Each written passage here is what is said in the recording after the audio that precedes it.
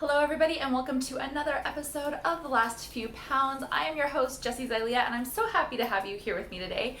I'm going to be talking about kale. Now before you leave this video, I'm imagining if you clicked on the video, you know this is about kale, but I don't want you to think that kale is something that I expect everybody to enjoy. For the longest time, I did not understand people who wore I love kale t-shirts. That did not resonate with me. But I have learned over the years how to really enjoy kale because it's so good for you. And I'm going to teach you how to enjoy kale, and not only that, but also how to get the biggest bang for your buck in terms of the nutrition that you can derive from the kale so that you can up the absorption of these nutrients. So without further ado, let's get to it.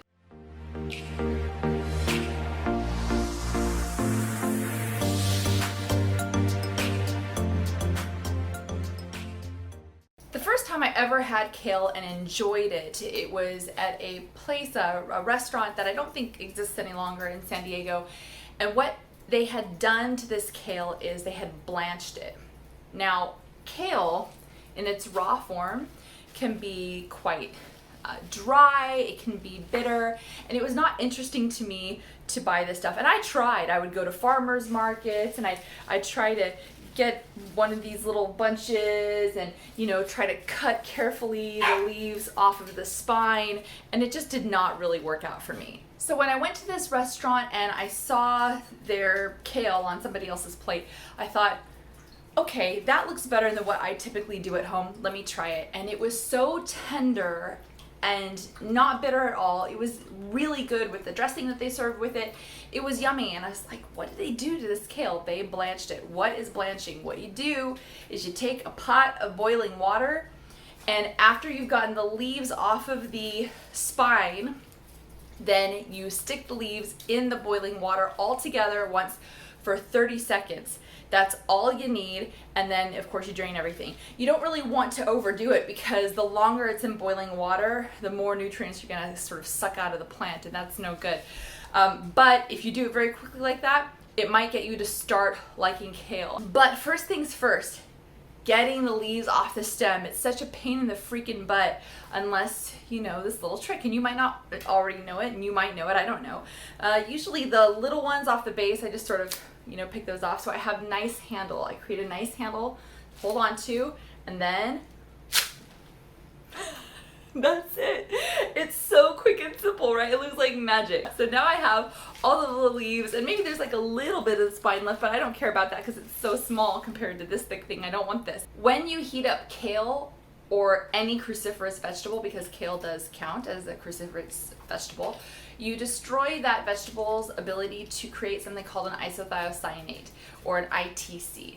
Isothiocyanates, they are cancer-fighting components. They are amazing, but cooking removes one of the enzymes necessary to create an isothiocyanate. So there are two hacks that you can use in order to not lose that ability when you are consuming any sort of cooked cruciferous vegetable, whether it be kale, broccoli, cauliflower, watercress, you name it. There are two hacks. One is that you can just add some raw in there with the cooked, and as long as you, with each bite, are putting raw with the cooked together and chopping them together, it's pressing those two things together that allows the enzyme that's still intact in the raw part to activate not only with the other raw part, but also with the cooked component of your veggie. The other thing you can do is to add mustard seed powder to the cooked portion of your cruciferous vegetable, because mustard seed contains the missing enzyme. Now you might ask whether you can just add mustard in the liquid form, not mustard seed, and the answer is I don't know, because I do not know how mustard in liquid form is created. I don't know if it is heated in that process, because if it is heated, then that enzyme will be demolished just like it is in the cooked vegetable. To be safe, mustard seed powder, if you like that flavor, you can put that in with a dressing or something like that, as long as you are, again, like crunching it together. Or you can blend it all together, just chop it in a food processor, and that will work too, because you're combining these things together. And that's the most important thing. Now, what if you are on board with that and you're thinking to yourself, well, I really don't want to have to go through all of those extra steps. Is there anything I could do to make raw kale more interesting, or can I trick myself into liking raw kale? Yes, is my answer to that, because I did it to myself. In order to enjoy this stuff, I have to do things that work for my life, and I have to understand my own personality. My personality is that I am not into cooking big recipes. I like eating things that have been cooked and prepared, but I'm just not going to put in the time. I'm not patient.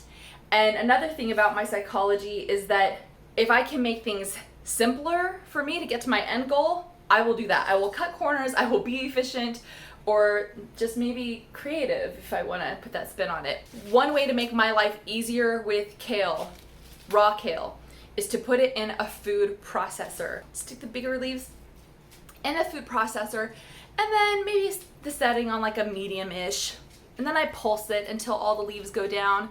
If the leaves aren't going down, just make sure that you've safely turned everything off. Use a spatula, kind of encourage the leaves to go down in there, and then keep pulsing. That way you don't turn it into mush. You don't want to do that, but you get a nice fine base for a kale salad. And you might be thinking to yourself, but I hate kale salad. Well, probably because you don't like that bitterness taste, and I understand, but there's a hack for that too. Really quickly before I get into the last group of tips, I wanted to let you know that check out the description box below, because it has my email address, it has my website information, it has sort of my like journey and credentials, and you can sort of check out what I'm all about. If you are interested in going plant-based or more plant-based, and if you just need a little bit of extra help along the way, nutrition coaching is what I do. It's what I love to do, and it just warms my heart to get so many great results. I would love to give those results to you. So if that's something that you are wanting, you want to eat more plants, but you're not exactly sure how to fit it all in your life, or you're not sure how you're going to possibly enjoy this lifestyle, it is possible. Hit me up and let's work together. Now I'm going to show you something that isn't very beautiful, but it is what I do in my weekly life. This isn't pretty, right? You can see the kale sort of stuck to the side there, but this is what I do. What you can do after you have food processed your kale, you can stick it in a container, or you can process it with lemon juice. Either put it in a container and put lemon juice on top and then sort of like, stir it all up, or you can just pour it in the food processor as you pulse. Either way is totally fine. And the cool thing about lemon is it does two things. One is it sort of, if you let it sit in the lemon juice, it kind of tenderizes the kale.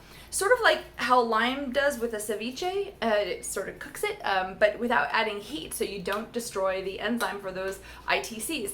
But also a cool thing about lemon and kale is that it significantly increases the amount of iron that your body absorbs from these greens. Typically with greens, they could be high in iron, but it's non-heme iron. It's not animal derived, and it is harder for your body to absorb this iron unless you add lemon juice to it, and it's just really great. It's just a great little trick, and I don't mind the lemons. But if you are on a vegan keto or any sort of keto diet and you need to be getting more veggies into your life anyway, then you can do this setup exactly the same way. But for dressing, you can, if you want to add olive oil, I guess you can do that, but I try to minimize my oil use. You can add a whole avocado, it would be delicious, or you can add, one of my favorite things to do with the kale with lemon is add tahini.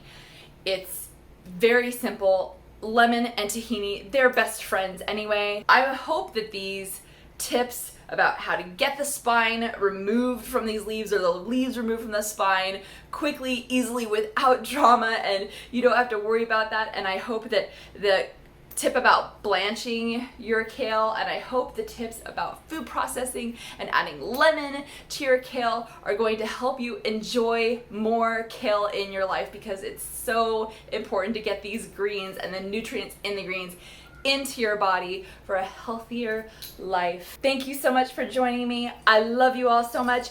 Please hit the subscribe button if you like these tips and tricks and want to learn more about different foods. Give this video a thumbs up. I truly appreciate it so much, and I can feel the love. Leave a comment or a question below. I will get back to you as soon as I can. I do try to respond to everybody. Until next time,